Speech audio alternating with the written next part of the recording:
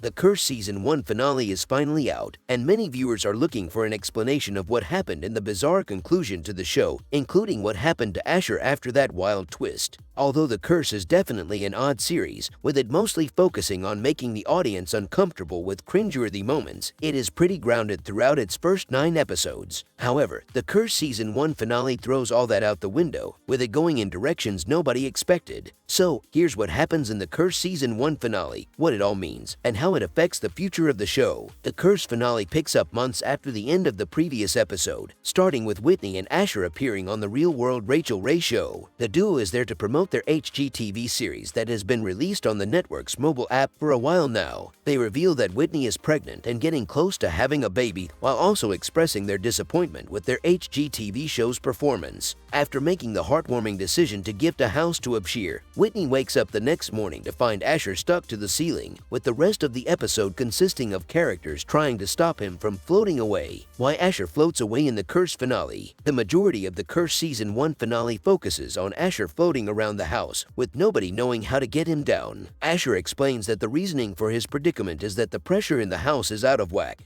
and that Whitney needs to open some windows to fix it. Emma Stone's The Curse character does so, but to no avail. Asher eventually makes it outside, nearly floating away before getting stuck in a tree. The fire department comes to help, but they eventually cut the tree limb.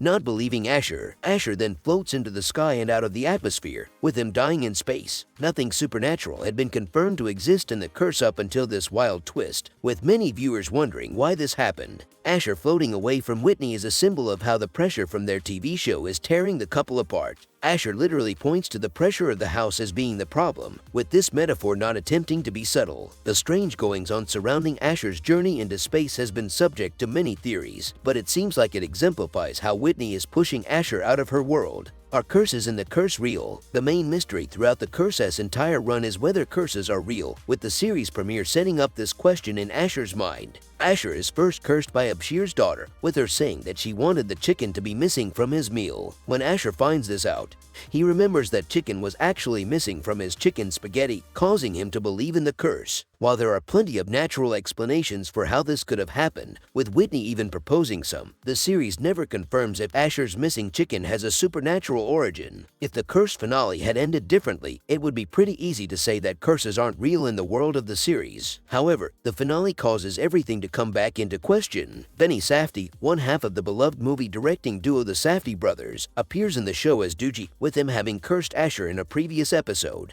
It could be interpreted that Asher floating away was the effect of Doogie's curse, with Doogie clearly feeling guilty at the end of the episode. However, it is also possible that the finale is entirely metaphorical, with curses not being real at all, as most of the characters believe. The Curse's Sopranos talk show explained, the episode starts with Asher and Whitney promoting their series on Rachel Ray in the middle of the Sopranos-themed segment centered around Vincent Pastor's meatball recipe. This talk show segment actually has a lot of meaning, with it showing just how fake Whitney and Asher's lives are. Whitney has anchored her entire personality to her public appearance, with her faking her happiness with Asher and being disappointed that Rachel didn't bring up that they were having a baby. It almost seems like Whitney and Asher's baby is an accessory, as if it were a studio note to raise their popularity. Asher and Whitney's gift in the Curse finale explained. Asher and Whitney decide to gift the home they own to Abshir, with this moment perfectly explaining how they truly feel about the people of Espanola that they were purportedly trying to help. Although they acted like they cared, Asher and Whitney have been treating the underprivileged residents of Espanola as pawns on a game board, designed only to help themselves. The gift to Abshir is the perfect example of this, with Asher presenting the idea as a gift to Whitney. This is made even more obvious by Asher having a model of the house made, with it looking like a board game and containing miniature figures of Abshir's family. The real meaning of the Curse's ending. Throughout the Curse, the series paints Asher and Whitney as selfish, inconsiderate, and two-faced people who put on a veil of progressiveness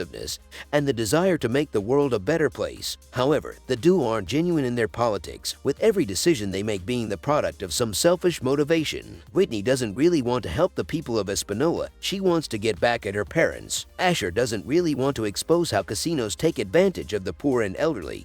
He wants to cover up his own controversy. While the character examinations of Asher and Whitney are the main focus of the curse, they aren't the show's only true meaning. The curse also focuses on the exploitation of underprivileged people for corporate gain, housing and employment inequality, the corruption that fame causes, white guilt, and so much more. The curse is a brilliant political satire through and through, with there being so much potential for different readings to be pulled from the show.